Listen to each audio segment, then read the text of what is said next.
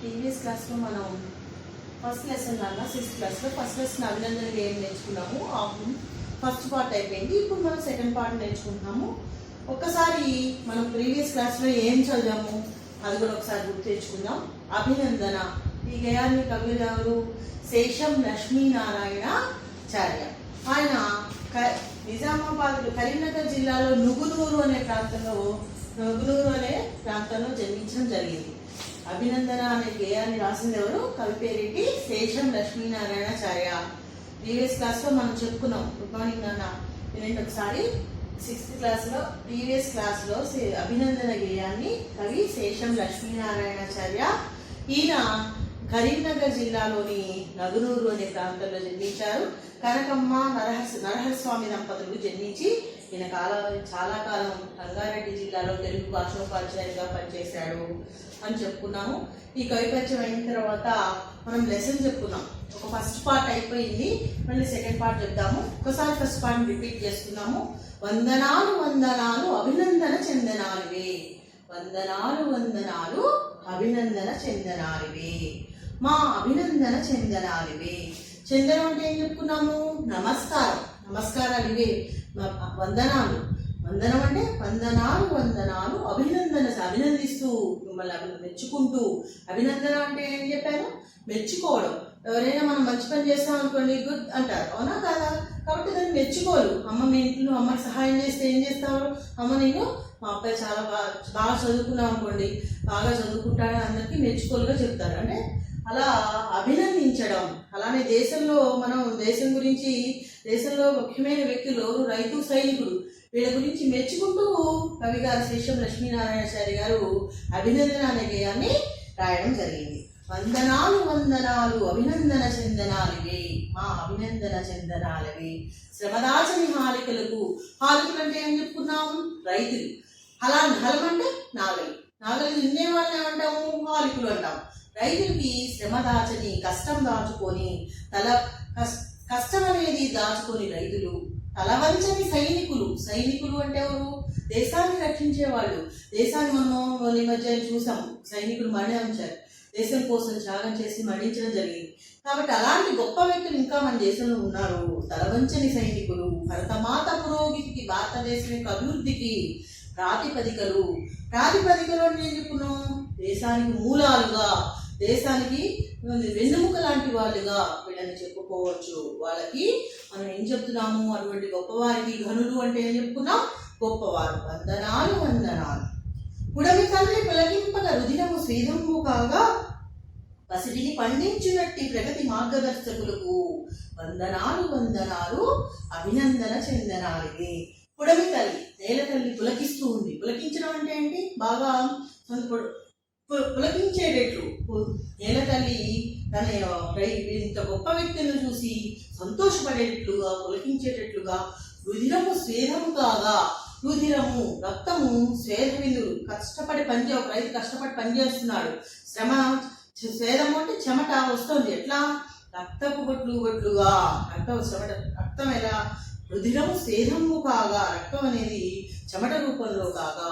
పసిడిని పండించినట్టి, బంగారాన్ని పండించేటట్టి రైతులు, ప్రగతి మార్గదర్శకులు, మన దేశాల అభివృద్ధికి మార్గాన్ని చూపించేవాళ్ళు వాళ్ళు అని ఇక్కడ వరకు మనం చెప్పుకున్నాము. అది ఫస్ట్ పార్ట్ వరకు అయింది అన్నగేయం. ఇప్పుడు ఈ స్టాంజా, ఇది సెకండ్ పార్ట్ లో రాయడం జరిగింది. దీన్ని చూడండి ఒకసారి. కంటికి కను రెప్పలాగా చేను చుట్టూ కంచెలాగా జన్మభూమి కవచమైన ఘనవీరుల జవానులకు వందనాలు వందనాలు అభినందన చెందనాలివే. ప్రలోభారమాయలోన పడిగోవని నిర్మలులకు నిమిషమే విధి మరువని నీతి కర్మశీలులకు వందనాలు వందనాలు అభినందన చెందనాలివే. అవిశ్రాంత సేద్యంతో ఆకలి మంటలను ఆపి దేశభక్తి ఖడ్గంగా శత్రుమూకలను దున్ని దేశకీర్తి బావుటాను ఎగరేసిన ఘనజనులకు వందనాలు వందనాలు అభినందన చెందనాలివే. ఒక రైతు గురించి, ఒక సైనికుడు గురించి, దేశానికి రైతులేంది మనం ఈ రోజు అన్నం తింటున్నామన్నా, ఈ రోజు ఏ మెతుకు మన నోట్లో పోతున్నా, మనిషికి సకల ప్రాణికోటికి ఆధారమైనది ఆహారం. అది లేనిదే మనం బతకలేము. దాన్ని అందించే ఒక రైతు మన దేశాన్ని కాపాడి కంటికి కనురెప్పలాగా రక్షణ. చేను చుట్టూ కంచెలాగా, చేనుకి చుట్టూ కంచె వేసి ఉంటుంది చేను కాపాడడం కోసం. కాబట్టి కంటికి మన కన్ను చుట్టూ కనురెప్ప అయితే మన కళ్ళను ఎలా కాపాడుతూ ఉందో చేను చుట్టూ కంచెలాగా జన్మభూమి కవచమైన, జన్మభూమి కవచము అంటే రక్షణగా, మన దేశానికి రక్షణగా. ఇక్కడ రైతు గురించి కంటికి కనురెప్పలాగా చేను చుట్టూ కంచెలాగా మన రైతు కూడా అట్లా ఉన్నాడనమాట. రైతు గురించి చెప్పాడు ఇక్కడ. చేను చుట్టూ కంచెలాగా జన్మభూమి కవచమైన, మన జన్మభూమికి రక్షణగా. ఘనవీరుల జవానులకు, అలానే జవానులకు మన జన్మభూమి ఈ కంటికి కనురెప్పలాగా మన దేశాన్ని కాపాడుతూ ఉంటారు జవాన్లు. చేను చుట్టూ కంచెలాగా, చేనుకి చుట్టూ కంచె ఎట్లయితే కంచెను వేసి చేను ఎలా కాపాడుకుంటాడో ఒక రైతు, ఆ రకంగా జన్మభూమి కవచమైన, జన్మభూమి మన మాతృభూమి మన దేశాన్ని ఈ రక్షణగా ఘనవీరులు జవానులకు. ఘనులు అంటే ఎవరు? గొప్పవారు, గొప్ప వీరులు జవానులు. జవాన్లు సైనికులు. జవాన్లు అంటే ఎవరు? సైనికులు. అర్థమైందా? ఒక నిమిషం. కంటికి కనురెప్పలాగా చేను చుట్టూ కంచెలాగా జన్మభూమి కవచమైన ఘనవీరులు జవానులు. వందనాలు వందనాలు అభినందన చందనాలివే. ఈ అభినందనం మేము నమస్కరిస్తున్నాము. చందనము అంటే గంధం అని చెప్పారు. గంధం ఎంత అయితే చల్లగా ఉంటుందో అంత చల్లటి మాటలతో, అంతటి చల్లటి మాటలతో మేము నమస్కారాలు చేస్తున్నాము. ఎవరికి? గొప్ప వీరులకి. ఎవరికి? ఘనవీరులకి, జవాన్లకి మేము అభినందనలు తెలియజేస్తున్నాము. కంటికి కనురెప్పలాగా చేను చుట్టూ కంచెలాగా జన్మభూమి కవచమై ఘనవీరులు జవానులకు. ప్రేడోభార మాయలోన పడిపోవని నిర్మలకు, నిమిషమేమి విధిమరువని నీతి కర్మశీలులకు. వందనాలు వందనాలు అభినందన చందనాలివే. ఈ పోయం దీంట్లో ఇక్కడ ఏం రాయడం జరిగింది. మీరు తొందరగా టెక్స్ట్ బుక్స్ కొనుక్కున్నారనుకోండి, మంచిగా టెక్స్ట్ బుక్ చదవడం వస్తుంది. ముందు మీరు చదివి, నేను అక్కడక్కడ ఇలా అండర్లైన్ చేసి మీనింగ్ రాస్తున్నాను, వాటిని కూడా తెలుసుకుంటూ రాసుకోండి. ఈ పోయం రాసుకుని మొన్న కూడా ఒక స్టాండ్ రాశాను, దీన్ని రాసుకొని ఒకసారి చదవడం, 1-2 సార్లు చదువుతూ ఉంటే పోయం చదివితే దాని భావం తెలుస్తుంది. ఈజీగా పాఠ్యభాగ సారాంశాన్ని రాయగలుగుతారు. కాబట్టి జాగ్రత్తగా వినండి. ప్రలోభాల మాయలోన పడిపోవని నిర్మలులకు. గొప్ప ఆశ, ప్రలోభాలు, ఆశలనే మాయలో, కోరిక, ఆశ అన్నం, ఇలాంటి మాయలో పడిపోకుండా, ఆశలు కోరికలు అనే మాయలో పడిపోకుండా, పడిపోవని నిర్మలులకు. స్వచ్ఛమైన మనస్సుతో కలవారు నిర్మలులు. వారు స్వచ్ఛమైన మనస్సు కలిగి ఉన్నవారు.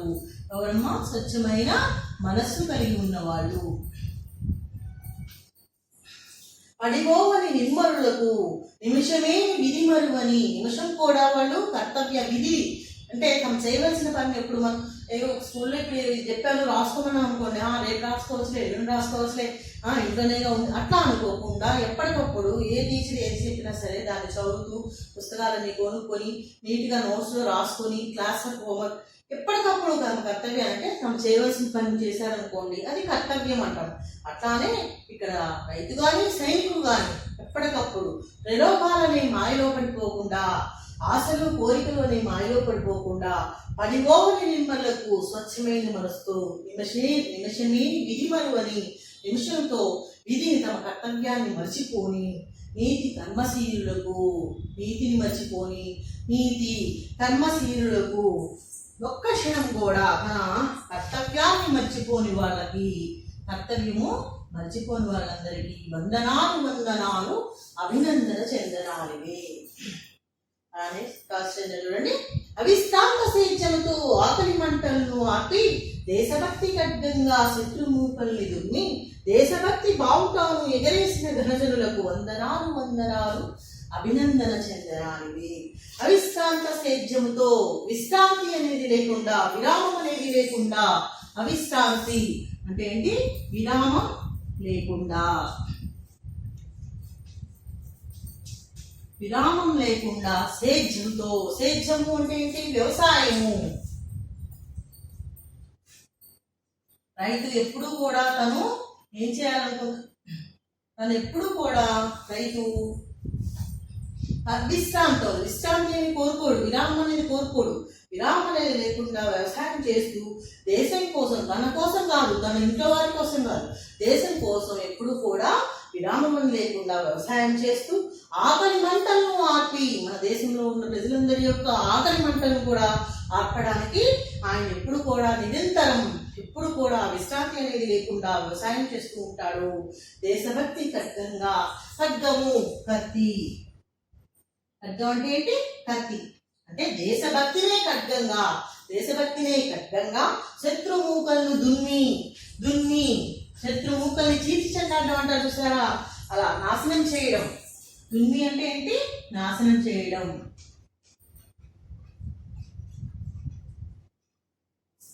దేశ కీర్తి బావుటాను ఎగరేసిన గనజల్లుకు, దేశ యొక్క కీర్తిని బావుటాను, బావుట అంటే జెండా, పతాకం అంటాం, ఏదైనా అనుకోవచ్చు.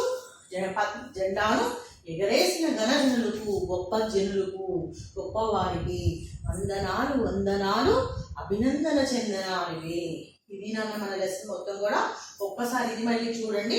కంటికి కనురెప్పలాగా, చేను చుట్టూ కంచెలాగా, జన్మభూమి కవచమైన ఘనవీరులు జవానులకు వందనాలు వందనాలు, అభినందన చెందనాలివి. చూడండి, మన దేశానికి కంటికి కనురెప్పలాగా, కళ్ళు మరి కనురెప్పలు ఎట్లయితే కంటిని సంరక్షిస్తుంటాయో ఆ విధంగా చేను చుట్టూ కంచెలాగా, చేనుకి చుట్టూ కంచెలా అయితే చేను కాపాడుతూ ఉంటుందో, ఏ పశువులు వచ్చి ఏదైనా వేసాము, పంట పండించాము, ఫర్ ఎగ్జాంపుల్ ఇంట్లో మనకు స్థలం ఉంటే కూరగాయలు వేసుకున్నాము, అక్కడ గోడేమి లేకపోతే ఏ ఆవో మేకలో వచ్చి తినేస్తుంటే మనం ఏం చేస్తున్నాం, చుట్టూ కంచేస్తాం, అంటే అవి రాకుండా ముళ్ళ కంచెలా. అట్లా చేను చుట్టూ కంచెలాగా జన్మభూమి కవచమైన, జన్మభూమి మన మాతృదేశాన్ని రక్షణగా, ఘనవీరులు జవానులకు, గొప్ప వీరులు జవానులు వందనాలు వందనాలు, అభినందన చెందనాలివే. గొప్ప ప్రలోభాల మాయలోన, ప్రలోభాలు అంటే ఏంటి?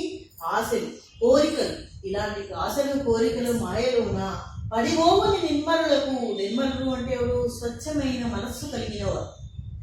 నిమిషమేమి విధి మరువని, నిమిషం కూడా వాళ్ళకి తమ విధి, తమ కర్తవ్యం, తను చేయవలసిన పని మరిచిపోని నీతి కర్మశీలులకు, నీతిని కూడా మర్చిపోరు వాడు, నీతి నియమాలతో ఉంటారు. కర్మశీలులకు తన కర్తవ్యాన్ని తాము ఎప్పుడు కూడా చేసుకుంటూ, తమ డ్యూటీ ఏంటి, తమ విధి ఏంటి, తమ చేయవలసిన పని ఏంటి, ఎప్పుడు కూడా ఆశలు కోరికలు అనేవి లేకుండా, వాటి మాయలో పడిపోకుండా, అలానే స్వచ్ఛమైన మనసుతో నిమిషం కూడా తమ విధిని, కర్తవ్యాన్ని, నీతి నియమాలని పాటిస్తూ కర్తవ్యాన్ని నిర్వహిస్తూ ఉన్న గొప్ప వ్యక్తులు ఎవరు? సైనికులు. వందనాలు వందనాలు, అభినందన చందనాలివి. అటువంటి వారికి మనం ఎప్పుడు కూడా నమస్కరిస్తున్నాం. విన్నారా నాన్న? జాగ్రత్తగా వినండి.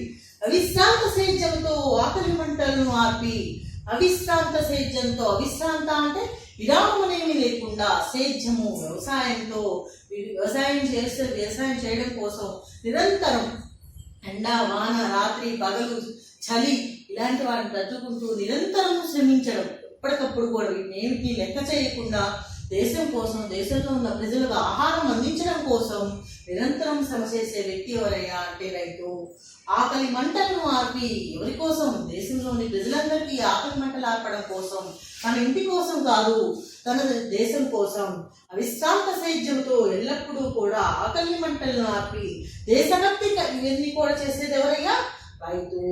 దేశభక్తిని ఖడ్గంగా, దేశాన్ని కాపాడడం కోసం దేశాన్నే ఖడ్గంగా, కత్తిగా, ఖడ్గం అంటే ఏం చెప్తున్నాము?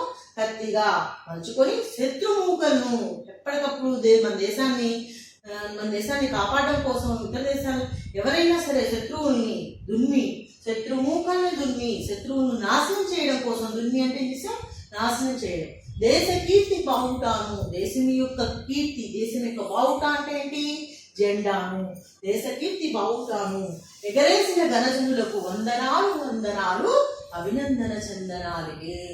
ఇవి శేషం లక్ష్మీనారాయణ. ఒకసారి మనం అంతా రిపీట్ చేసుకుందాం. అభినందన అనే గేయాన్ని రాసింది ఎవరు? శేషం లక్ష్మీనారాయణాచార్య. ఇది ఏ ప్రక్రియ అన్న? గేయ ప్రక్రియ.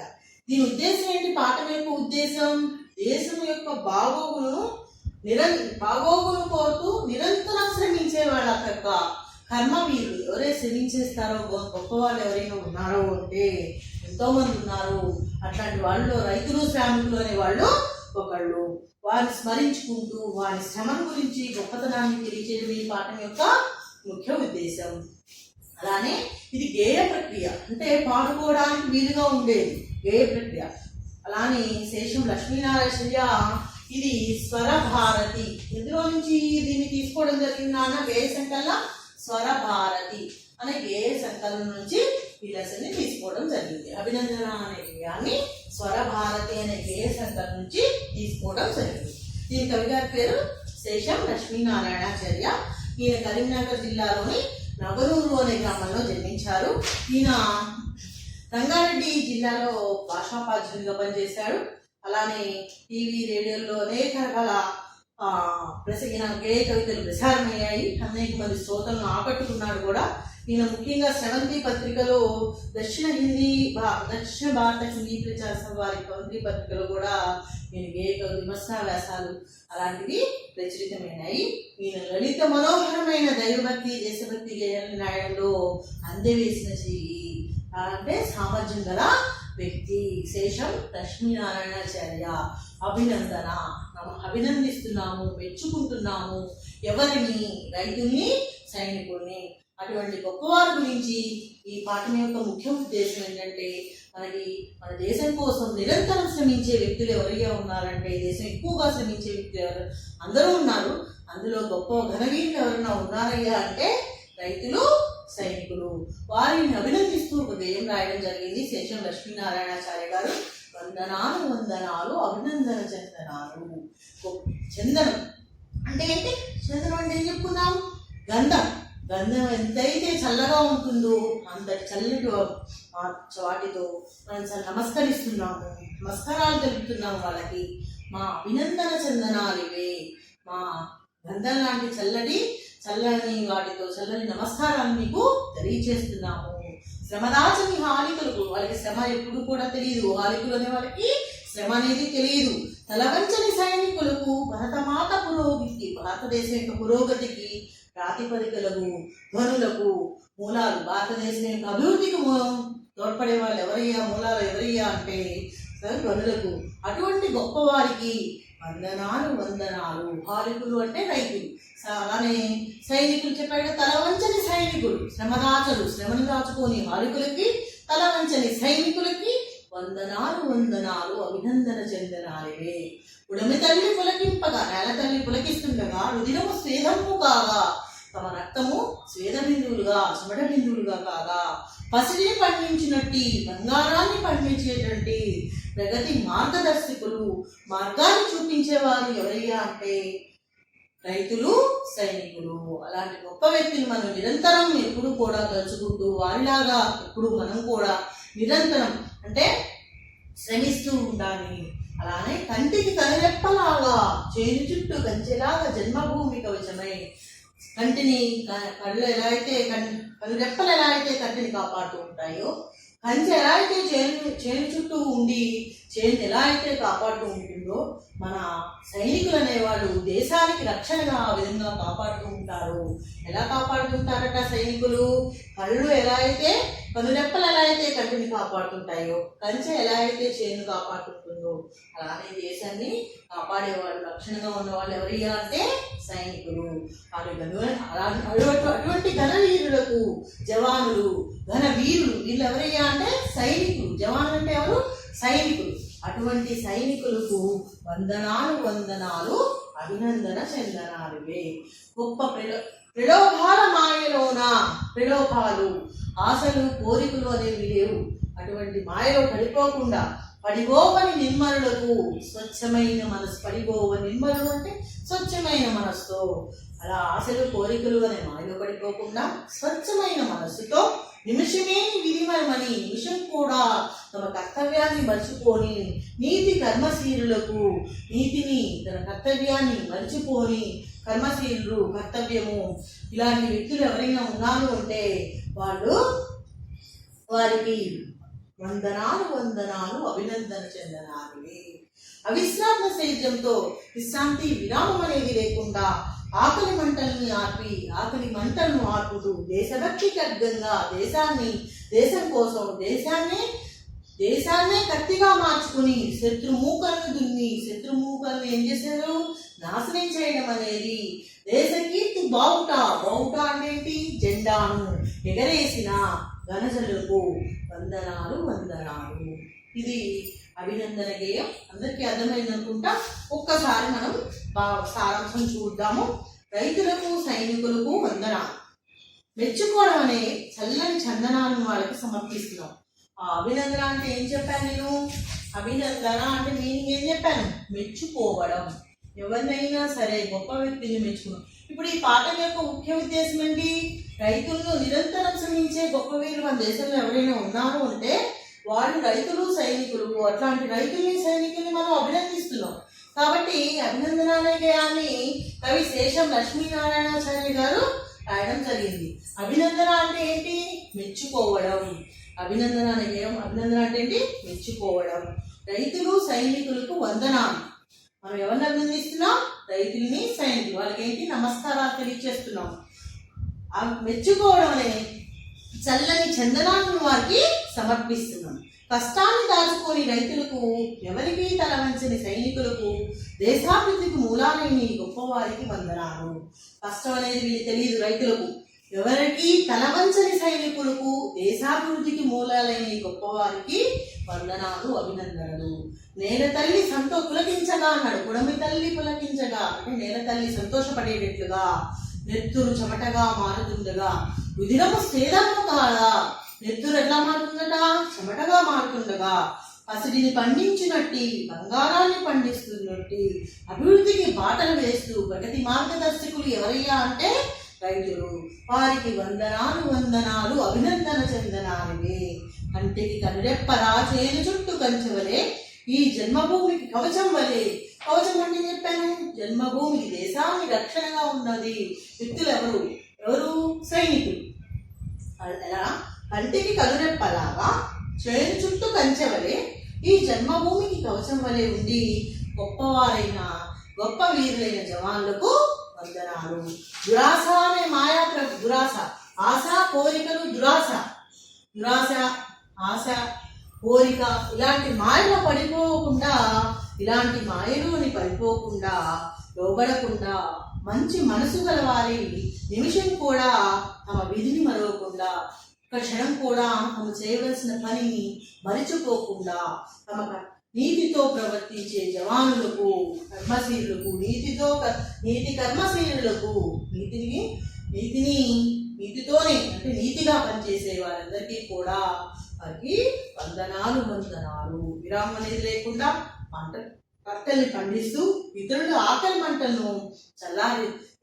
మంటలను చల్లారుస్తూ కష్టించి పనిచేసే రైతులకు వందనాలు.